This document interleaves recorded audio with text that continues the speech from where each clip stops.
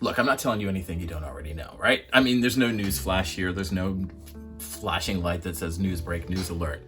But there are tough times that come in, right? You've probably started to feel the pressure, I'm sure. We can debate the hows and the whys till we're blue in the faces, but that's not important to us today. That's not what we're looking to discuss. What's important is how all of this ripple effect, is going to affect us as a small home and solo business. And you got to ask the question, how do we get through this? How do we make it through these trying times? It feels like it's a never-ending shitstorm that we have to navigate. If it's not a market crash, if it's not a pandemic, now it's supply chain issues. Seriously, can we get a fucking break for a change? Can we have 1 year where we can feel like we're actually making headway? But okay, let's get back to zero. Let's focus. Let's zen out and let's deal with the facts here. Today we're going to look at what's happening, what's coming, what we can do to insulate ourselves from this mayhem and foolishness that is quickly approaching us, and how we can end up maybe even growing our business and expanding and getting more consumers. All right, let's talk about it after this.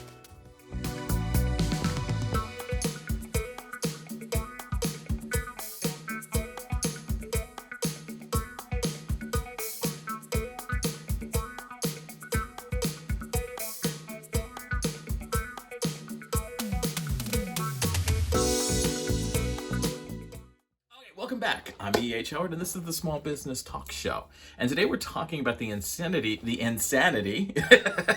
that is trying to run a small business in what feels like a never-ending dark ages, right? I mean, it feels like we're just constantly spinning our wheels. We can never make any headway because of all the bullshit that we have to deal with. Now, we're not going to place any blame. We're not going to place any shame. It's a no blame, no shame zone.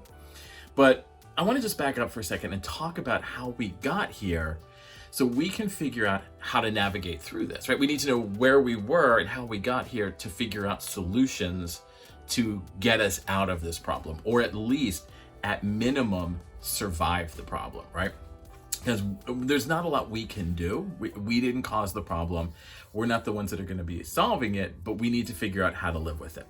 So, back in the old days, and again, this all big business.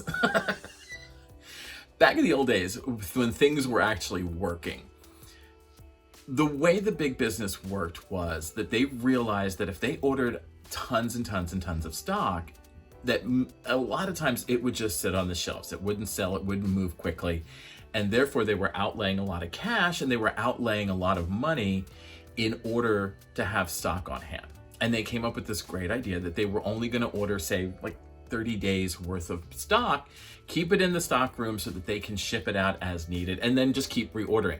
Smaller supply orders, more supply orders, smaller quantities of goods. And it worked fine. It worked great for a while. And the problem with that is, say it with me because you know where I'm going to go with this, it was all about huge profits. We can make more profits with less materials and less goods in the warehouse, and therefore we can make more money, right? That's just the big business model. And the idea was that, okay, well, maybe, if something happened, we might be short a product or something for a week or two, but we're not going to be long-term. We'll get the product in. It's the system is working and the flow is happening. And if you remember back at the beginning of the pandemic, that's one of the reasons that we ran out of toilet paper. We ran out of napkins and paper and all of those products because there was only enough product on the shelf for the first 30 days. And then when people were buying to hoard it, they were trying to grab more of it, it went a lot faster. And so for the concept, the idea worked for a while. But then we got into what really happened. We had a global shutdown.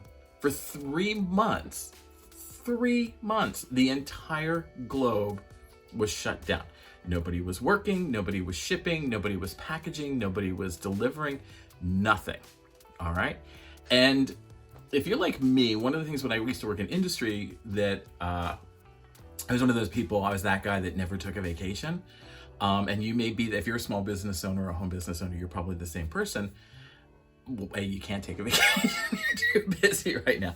But back in the day, I didn't do it because When I came back from vacation, there was 3 times as much work to catch up on as when I left. All right. So even though I would train somebody, or even I had somebody to cover my position or whatever it was I was doing, that was incidental to their work. They had to do their job, and therefore things got backed up. And so typically I ended up spending the next 8 weeks catching up from my 2-week vacation, so that basically the 2-week vacation was wasted because I'm now even more stressed than when I left. And that's exactly what happened. The globe needed to catch up. We all needed to get to the same space again where we could start having these flows of things instead of having bottlenecks at the piers and bottlenecks at this overseas, all of those things. It's the ripple effect, all right? When one domino falls, the rest kind of fall into place. When you drop a rock into the water, that ripple effect comes out. And that's what we're dealing with now. And you're sitting there and you're probably thinking to yourself, yeah, that's a great story, man. Like, that's awesome, but how does this affect me? You know, like, what does this mean to me? And I'm glad you asked, because that's an important thing. This ripple effect affects all of us. Now, some of us more than others, because some of us, we really rely on big business supplying us with materials that we need to make our products and services so that we can sell them to consumers.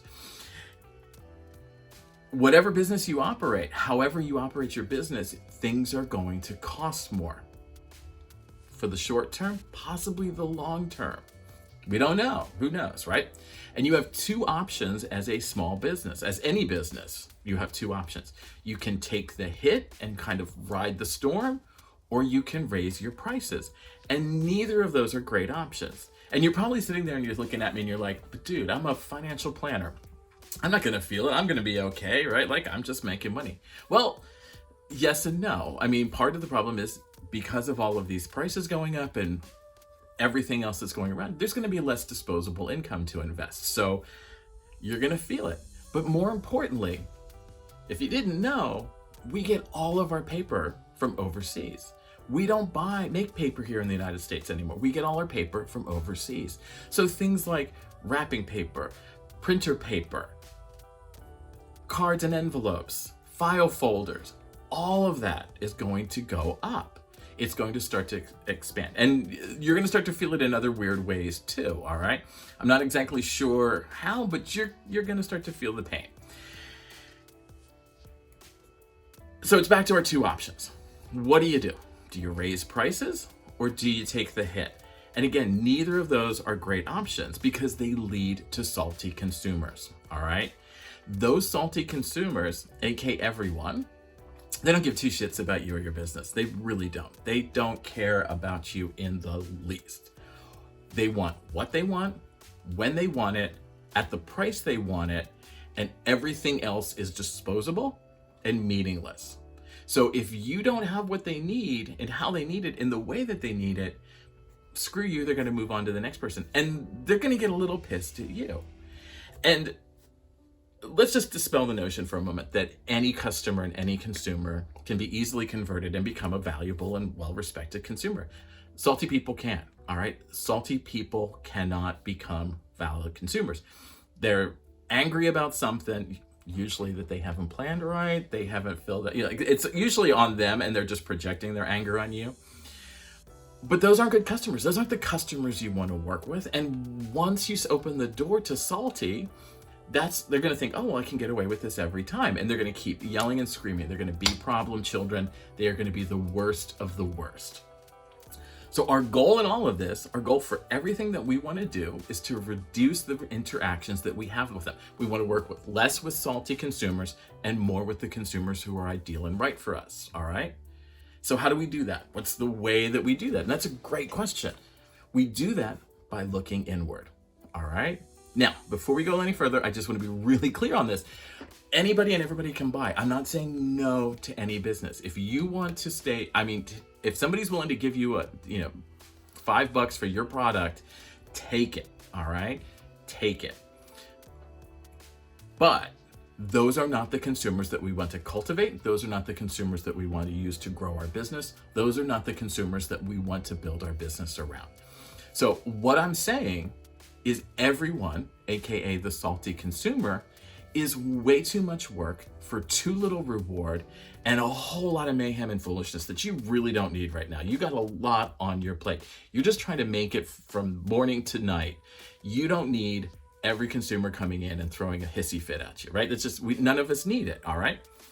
And when you tell Salty Sally that the price is more than what she thought it was going to be, you're gonna hear it, all right? You're gonna hear it. And I've been out in public, you've been out in public, all of you have seen this reaction of these people who cannot get what they want. They start yelling and screaming at people, blaming them, and usually 9 times out of 10, it's followed by, I need it for a thing tomorrow. Well, to me, that's more of a you problem, not a me problem. You need to get your shit tight. You need to plan better. That's on you. So in all of this, you're probably thinking, great, man, now I'm super depressed. I don't know what to do. I don't know where to go. I don't know what to happen. Give me some guidance. What do I do? Don't just throw out a problem and don't tell me how to fix it, because that's not helping me in any way, shape, or form. Great. Let's talk about that. You don't have a lot of time. All right. You are a busy small home or solopreneur. You are working at least 12, 14 hours a day at minimum, right? Like that's the minimum that we work. Right now, you're on a plateau. All right. You're sustaining your business. You're hopefully, you're making ends meet just enough that you can make it through the week. But that's not good enough. We need some real sustainable growth. All right. You need to build relationships. That's the core small home and solopreneur business marketing and sales, is relationship building. You need to build your business to consumers and your business to other business. That's how you survive these tough times. That's how you get through to tomorrow. All right. So let's look at it in a little bit more detail now. So the number one thing you need to do, and there's 3 of them, but the number one thing you need to do is lean into your current customers, all right? You got to treat them like they are the most important person in the world, because they are. You need to educate and activate your super fans. You need to spend quality time engaging and interacting with your current consumers so that they can buy more, but more importantly, that they can tell like-minded individuals who want to purchase the same things that they do, that have the same behaviors that they do, to purchase from you. That is your goal. That is going to be your sales and marketing goal for the next forever. That's the goal from now on. You want to heavily focus on your casual consumers, all right? Now you're going to look within that everyone pool, for consumers who match your casual consumer behaviors and your super fans behaviors. All right. You're not going to go for everyone. You're going to look for specific. We're mining gold. We're looking for a needle in a haystack, but that's what we want. All right. You have a specific demographic in mind for your consumers. I work with seniors. I work with millennials. I work with high school, whoever it is you within that demographic, that broad demographic, there are hundreds of people in your area within 20, 30 miles of your business that are ideal and right for you. They just don't know who you are yet. All right. And that's your job. You got to go out there and find them. Number 2 is you lean into those business partnerships that you have. You probably have power partners. You probably have other relationships with other vendors that you can work together to find business. And if you don't have them, or you don't have many of them, you need to get out there and start developing them. All right. You need to start talking to other businesses and figuring out how you can both partner up, because you both want and work with the same client, but company B offers something that you don't, that could enhance the experience that your current consumers have. So you guys need to get together, get out there and look for business and share business together. That's the best case scenario. All right. Number 3, and most importantly, and I get it, look, we're all busy. I'm busy, you're busy, we're all busy. But you have to commit to selling and marketing your business at least 1 hour a day. At least 1 hour a day, if not more.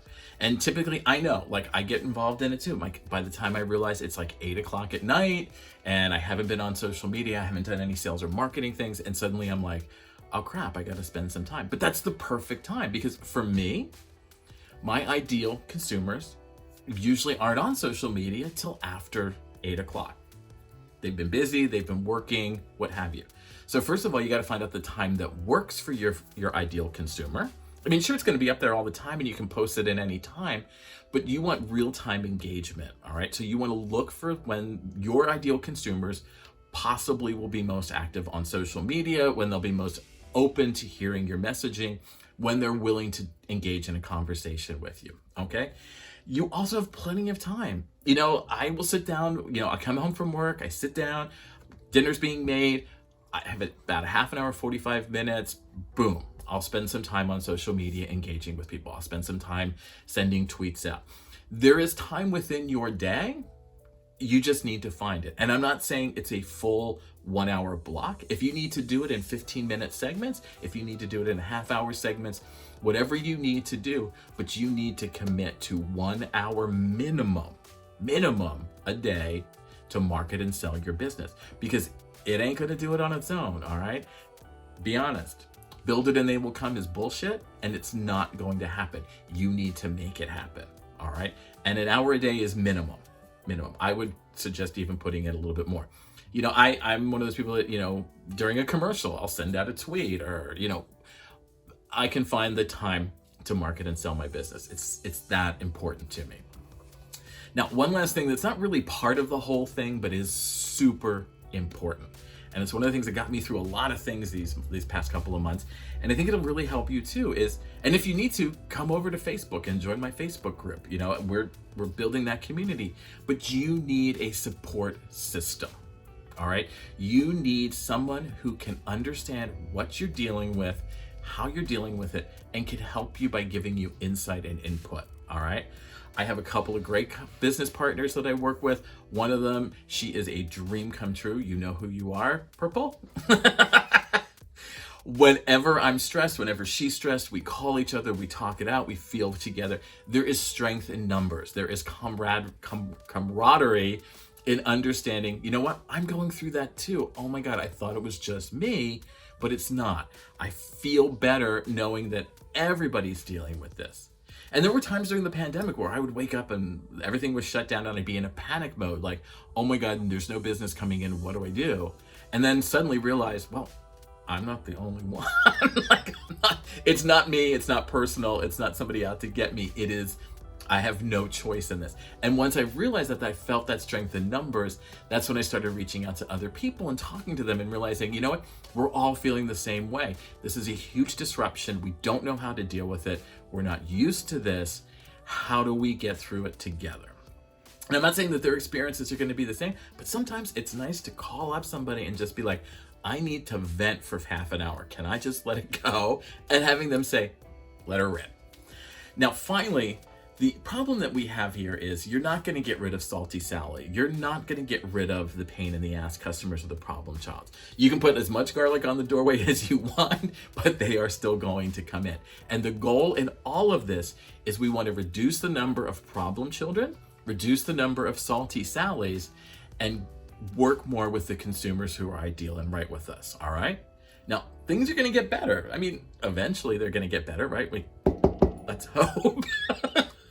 But, if you're like me and you've been in business for a while, we've seen market crashes, we've seen all kinds of. So I'm not always optimistic sometimes that things are going to end, but we do need to, if this is the new normal, we need to learn how to live with it. And we can get through it. We can survive together with minimal amounts of scarring, with minimal amounts of damage to our business. It's just going to take some time. It's just going to take some getting to a place where we are comfortable and understanding who our core consumer is, speaking to that core consumer and engaging them in ways that we haven't engaged before. Now, if you're not sure how to do that, you can come on over to Patreon and join me there, where we will learn the actual skills of how to sell and market, how to develop selling points, 30-second commercials, how to tell a story, how to find consumers who are right with you, how to discover what behaviors and traits you want to foster in a consumer. It's all over there, patreon.ehlward.com. And if you like this, subscribe below. I'd love to have you be part of the group that we're building and part of the channel and get to know us. And while you're here, visit some of the other shows that we have. There's Consider This, where we talk about the moral issues that face small home and solopreneur businesses. A Few Minutes with Me, where I kind of talk about things that affect small businesses, but aren't really kind of in the area of like we'll talk about how networking can affect a small home and business, like larger topic areas like that. Next couple of ones are going to be on social media. And you can always follow me on social media. I'm always there 24 hours a day, 7 days a week. Pop on over to my website, ehhoward.com, and you can learn more about me and what we do over there. And as always, pop on back in for the next Small Business Talk Show. We're going to try and do it every Wednesday. So sign up, subscribe, hit the bell, and we'll let you know when the next episode is up. All right. I thank you for joining me today. I appreciate you. I'm happy to have you as part of, spending your time with me. And I will see you in the next video. All right. Thanks. Bye.